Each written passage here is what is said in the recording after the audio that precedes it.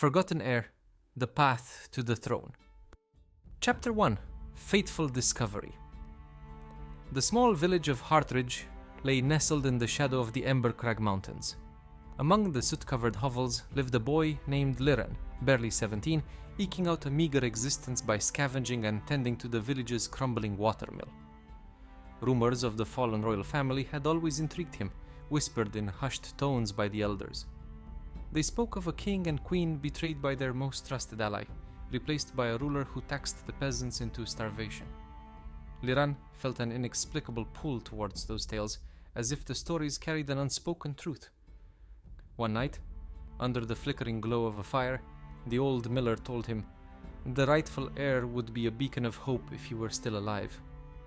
Liran's dreams were haunted by shadows of crowns and battles, though he dismissed them as the fancies of a tired mind. When an old, tattered sword was found buried beneath the mill's foundation, Liran felt the weight of destiny pressing against his palms. The sword was unlike anything he'd seen before. Its hilt glimmered with an intricate phoenix engraving, and its blade seemed to hum faintly as though alive. In the following days, the villagers noticed a change in Liran.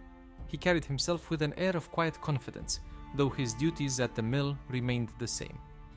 The elders muttered about the old stories, about how the royal family's crest bore a phoenix rising from flames.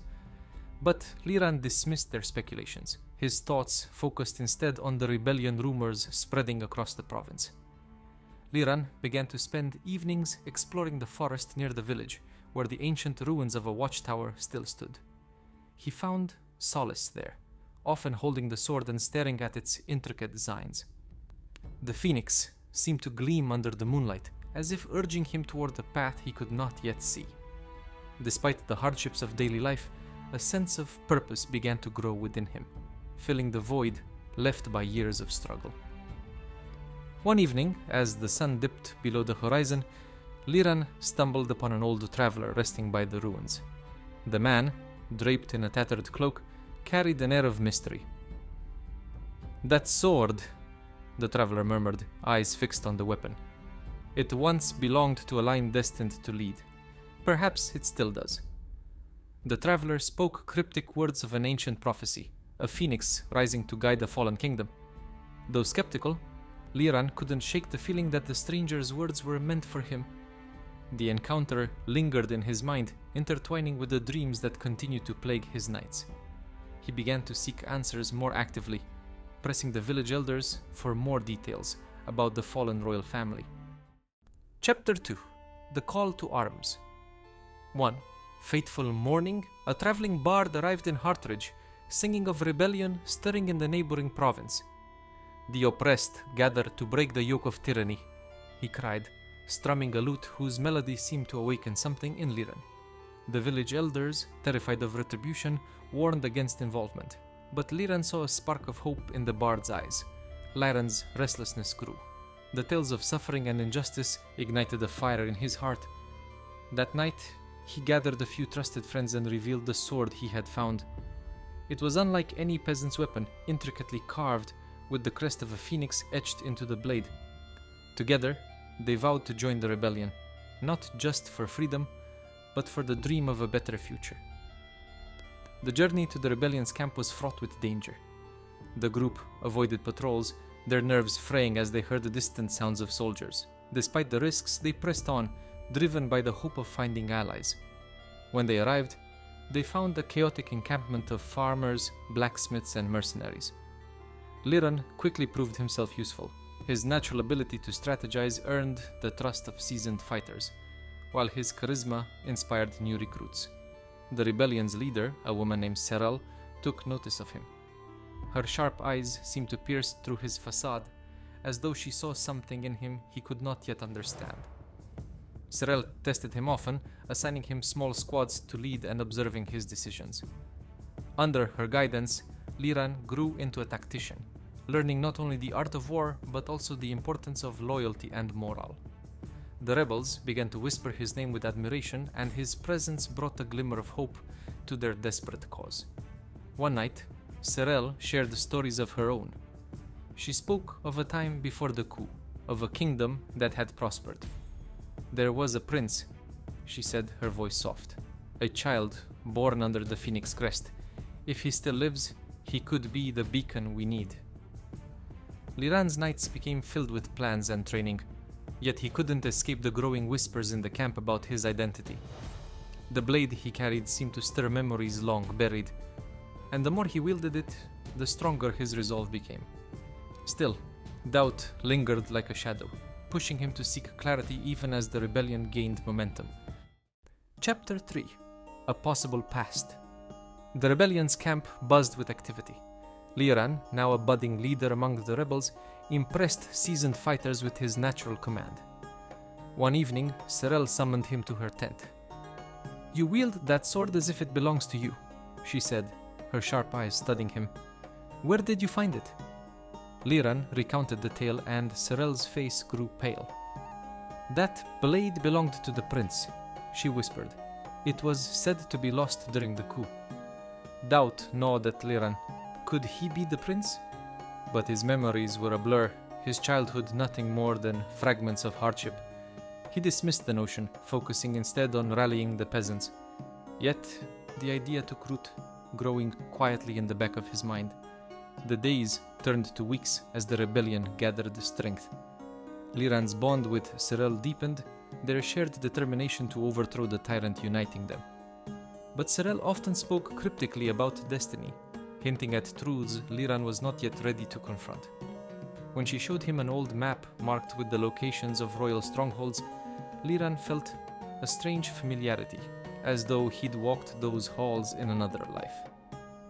During a particularly quiet night, Liran approached Serel again, seeking answers. "You seem to know more about me than you let on. Why?" Serel hesitated, her voice heavy with emotion. "Because if you are who I believe you are, then you're not just fighting for the people. You're fighting for what was stolen from you." In the days that followed, Liran sought the truth with a quiet intensity. He questioned the elders in the villages they passed, piecing together fragments of the past. Each story added weight to the growing suspicion that he might indeed be the lost prince. The discovery of a hidden journal within the ruins of a burned estate brought clarity. The journal described the night of the coup, the betrayal that cost the royal family their lives, and the desperate escape of a young boy. Liran read the words with trembling hands, the realization dawning that he might be the child described within its pages. Chapter 4: A Fire Ignited. The rebellion surged forward, emboldened by small victories. Villages rose against their oppressors, inspired by tales of Liran's courage. But the fight was not without cost. Friends fell in battle, and the weight of leadership bore heavily on Liran. One night, as they camped near the ruins of an ancient fortress, Serel approached him again. "Do you remember anything of your past?" she asked. Liran hesitated. "Only flashes. A woman singing to me. A garden with roses." Serel's eyes gleamed. "The royal family's emblem was a rose intertwined with a phoenix. You may be more than just a boy with a blade, Liran." Doubt turned to determination. If there was even a chance he could rally the people with the truth of his lineage, he had to see it through. The following days were grueling as they prepared for the final assault on the capital. Liran trained tirelessly, pushing himself beyond his limits. His comrades began to look at him not just as a leader, but as a symbol of hope. The sword in his hand seemed to respond to his growing resolve, its glow becoming more pronounced with each passing day. Liran began to spend his nights in quiet reflection, often staring at the stars and wondering what his true purpose was. He felt the weight of the rebellion's hopes on his shoulders and vowed not to falter.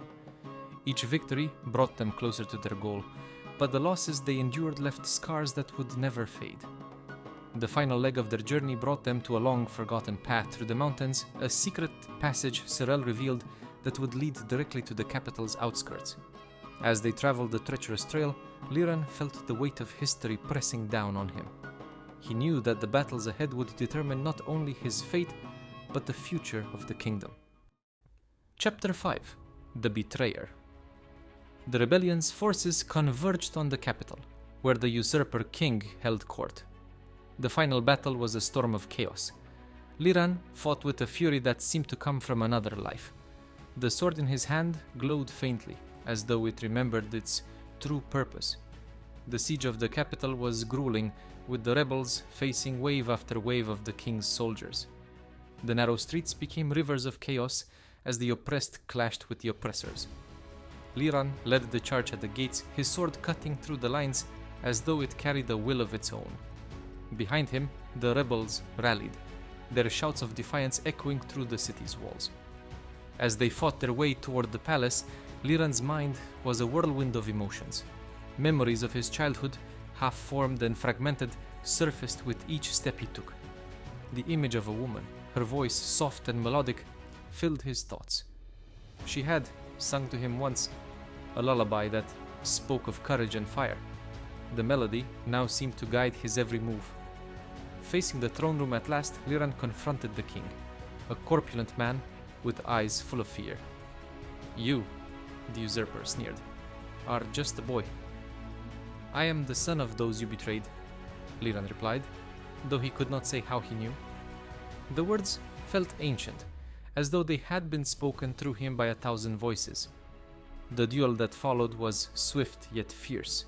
The king, though no match for Liran's skill, fought with the desperation of a man who knew his reign was over. Each strike from Liran's blade carried the weight of his ancestors, the power of the phoenix crest surging through him. With a final strike, the usurper fell, and the rebellion's cheers echoed through the palace. But victory came at a cost. Liran's closest friend had fallen in battle, and the city was left in ruins. As he stood in the throne room, the weight of what they had achieved settled heavily on his shoulders. Liran walked through the halls of the palace, their grandeur tarnished by years of neglect. He felt a strange pull toward the hidden chamber, where he discovered the tapestry depicting the royal family's history. His eyes lingered on the image of a young prince with a familiar face, and his doubts began to fade. The rebellion leaders gathered within the throne room, their cheers subdued by the reality of the lives lost in their victory. Serel approached Liran, her voice filled with quiet pride. "You've done what no one thought possible. Now, the real work begins." Chapter 6: The Sovereign. In the aftermath, Serel revealed a hidden cache of royal artifacts, including a portrait of the king and queen, and their son. The face was unmistakably Liran's. The people clamored for him to take the throne, but Liran hesitated. "I fought for the peasants, not to wear a crown." Serel smiled. "Then be the king who serves the people. Build a kingdom where no child grows up in hunger." As Liran ascended the throne, the weight of his lineage settled on him. He vowed that his reign would honor both the family he had lost and the people who had fought beside him. For the first time, the kingdom saw not a ruler, but a servant of the people. In the years to come, Liran's name would be etched into history as a king who bridged the divide between nobility and peasantry. The phoenix crest became a symbol of renewal, its flames a reminder that from the ashes of the past, hope could rise anew. Liran often walked among his people, listening to their struggles and ensuring that the promises of the rebellion were fulfilled. His journey had begun in the shadows of poverty, but it had led him to a throne where he could truly make a difference. Through his reign, Liran ensured that the phoenix's fire never dimmed, its legacy burning brightly in the hearts of those he served. If you've enjoyed this story and would like to hear some more, do let us know in the comments below. And also, don't forget to like and subscribe. It helps us a lot. Thanks.